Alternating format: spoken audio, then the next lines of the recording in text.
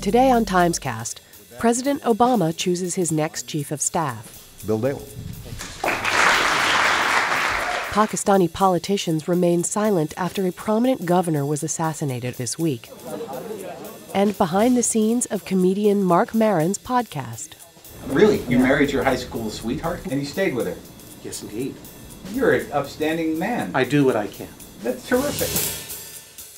My friend, fellow Chicagoan, Bill Daley, to serve as my chief of staff. Bill Daley, the former Commerce Secretary under Bill Clinton, is an interesting choice for the next chief of staff for Mr. Obama. He's not one of those folks that you normally think of who is part of Team Obama, part of that crew of folks around the then candidate Obama during 2008, and certainly not part of the close group of folks around the president in the White House for the first 2 years. But he brings something that the White House has been lacking. He's very close to the business community. As Commerce Secretary, he worked on the NAFTA passage. And he's part of a broader infusion of new voices and new energy into a White House that has seemed to many outside as in need of that. The press secretary is leaving, Robert Gibbs, and David Plouffe, the former campaign manager from the 2008 campaign, is coming in. So Mr. Daley represents a kind of wholesale change in the team at the White House, and it'll be up to Mr. Obama to then direct that team to have a successful last 2 years. I assure you, Mr. President, as they have done in the last 2 years, that this team will not let you down, nor the nation. Thank you very much for this extreme honor. On Tuesday, Salman Taseer, a liberal Pakistani politician, was gunned down by his own bodyguard. Taseer was one of the few politicians who publicly spoke out against Pakistan's anti-blasphemy law, which mandates the death penalty for anyone who insults Islam. Correspondent Adam Ellick spoke with contributor Huma Imtiaz from Karachi. Huma, a police guard shoots his boss, a famous politician, 26 times in the back. What is this all about? It's just another example of one more person taking the law into their own hands and, killing someone who they believe has committed blasphemy or has spoken out against the blasphemy laws. This has been happening in Pakistan for over 20 years now. And the difference here is that this person, this assassin, is now being hailed as a hero in Pakistan by so many people that it's unbelievable. Huma, the Pakistani press has branded this murder as sort of a national face-off between extreme liberalism and right-wing religious extremism.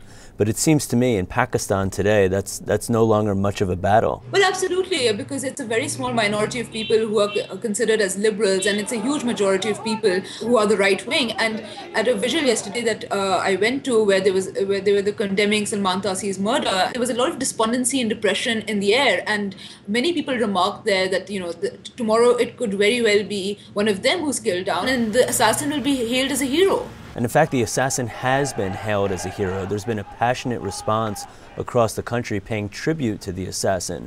Well, it's all across. It's people who are commenting on Facebook. There were 3,000 people on a fan page for the assassin. These are people who are going on national TV and in the press and are condoning this murder, including lawyers who went to the court when the assassin was being presented, and they hailed him as a hero. They kissed him and they showered rose petals on him. President Zardari has danced around this blasphemy issue entirely.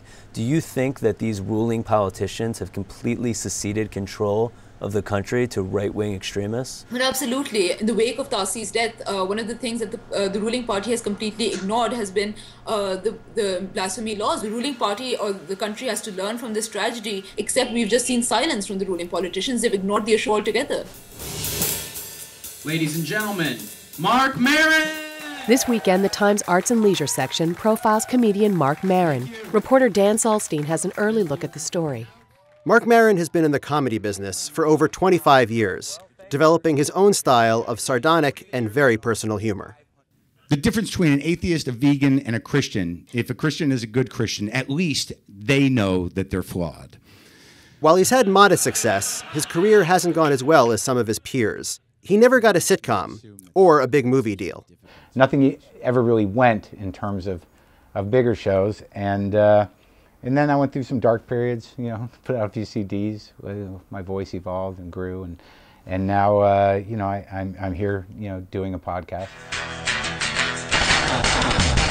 Are we doing this? Really? His show has become one of the most popular podcasts on the iTunes Comedy channel. His guests have included everyone from Ben Stiller to public radio host Ira Glass. Recently, Maron sat down with humorist John Hodgman.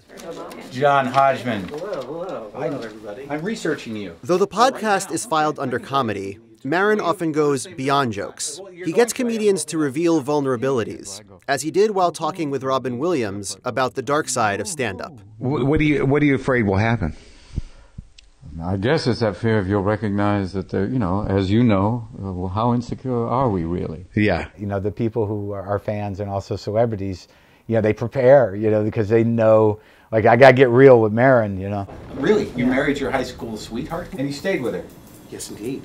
You're an upstanding man. I do what I think. That's terrific. Join us again tomorrow for TimesCast.